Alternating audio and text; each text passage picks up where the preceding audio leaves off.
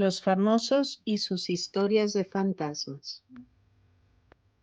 Keanu Reeves es un hombre empático, amable, reservado y un gran actor.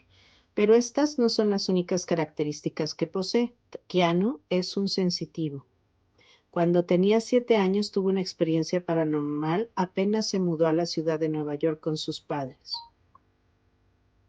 Esta historia la contó en una entrevista en el año 2014 y dijo: nuestra niñera Renata estaba en el cuarto, mi hermana estaba dormida y yo solo estaba pasando el rato.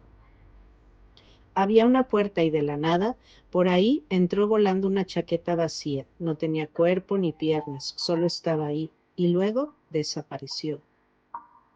Yo pensé que era cool lo que habíamos visto, pero Renata, mi niñera, no pensó lo mismo.